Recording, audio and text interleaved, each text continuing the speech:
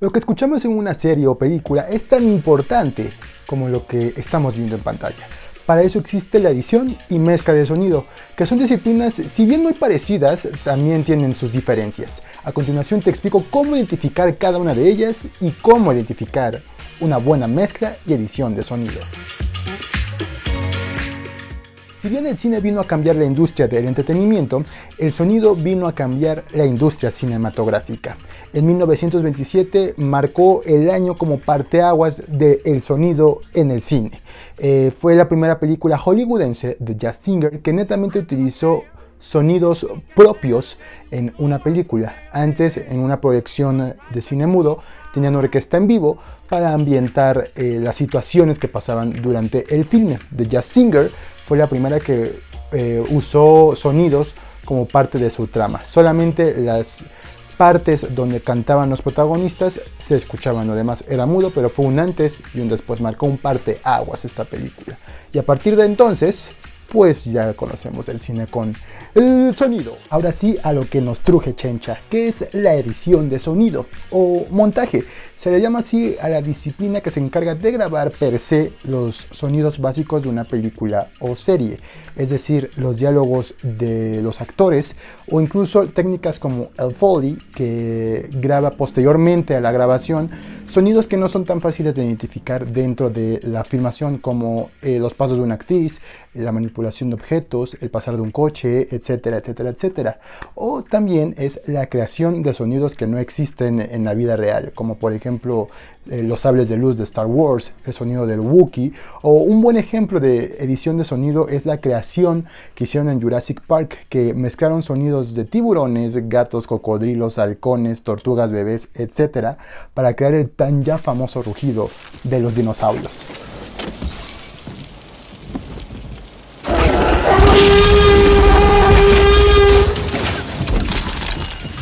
Preguntas para el análisis de la buena edición de sonido es la primera: ¿los sonidos que estás escuchando en la película van acorde al ambiente que se presenta visualmente?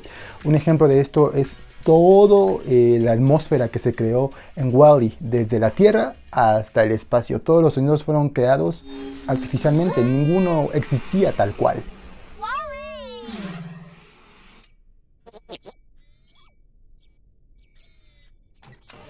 Y otra que parece una pregunta muy básica, pero es esencial. Cuando veo yo películas en español, o ya sea mexicanas o españolas o latinoamericanas, acostumbro mucho a poner subtítulos. ¿Por qué? Porque no entiendo los diálogos. Entonces pregúntate esto: ¿el diálogo de los actores es audible? ¿Es claro? ¿Se escucha con facilidad sin necesidad de recurrir a los subtítulos? Muchas producciones latinoamericanas en habla hispana o españolas es del pie del que cojean. La edición de sonido en cuanto a diálogos no es muy clara en muchas ocasiones. Una vez terminada la edición de sonido, va el trabajo de la mezcla de sonido, que es conjuntar en una sola exposición, pero en varias capas, todo lo que suena en la película: los diálogos, los efectos, la música, los sonidos incidentales, todo lo que suena, pues, y darle una concordancia y una atmósfera a lo que se está mostrando en pantalla. Esto es labor del mezclador de sonido, que puede dar un ambiente ya sea muy silencioso o algo muy ruidoso. Un ejemplo de esto es la maestría que utilizaron el sonido en la película de John Krasinski, Un lugar en silencio, donde cualquier sonido es motivo de muerte.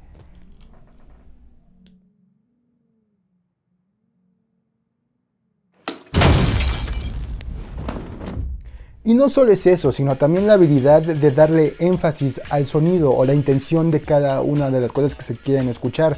Por ejemplo, que el diálogo de los protagonistas sea casi desapercibido con el entorno que hay, por ejemplo en una guerra, o el bullicio de una ciudad, o incluso también es pues la conjunción de todos estos sonidos para crear algo. Un ejemplo de esto es la secuencia inicial de la grandiosa Apocalypse Now de Francis Ford Coppola. ¿Qué preguntas debo hacerme para el análisis de la mezcla de sonido? Cada una de las partes auditivas forman un buen conjunto, es decir, lo que me está contando el director está acorde a lo que estoy escuchando de una manera sincrónica. Un ejemplo de esto es también la secuencia inicial de The Dark Knight del 2008, donde mezclan los acordes de Hans Zimmer, pero con lo bullicioso de la ciudad y con los disparos que hace el Guasón e incluso los diálogos.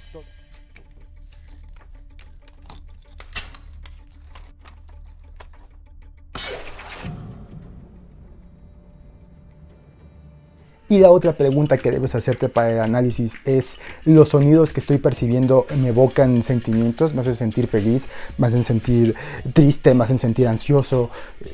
¿Estresado? Un ejemplo de esto es la mayoría de la película de Whiplash, que a través de los diálogos, las percusiones, el sonido de jazz nos hace estar estrepitosos y nerviosos. O sea, la música juega un papel importante en la trama de esta historia.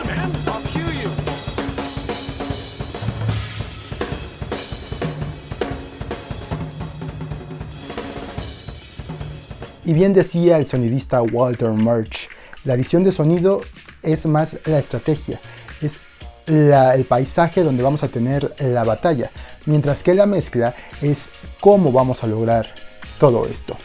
Muchas gracias por llegar hasta el final de este video. Recuerda ponerme aquí abajito cuál es tu edición o mezcla de sonido con base en lo que ya te dije en este video. Recuerda, hagamos de esto una grandísima comunidad. Yo soy Nerradilla y los espero a la siguiente. Aquí nos vemos. Aquí los veo. Adiós.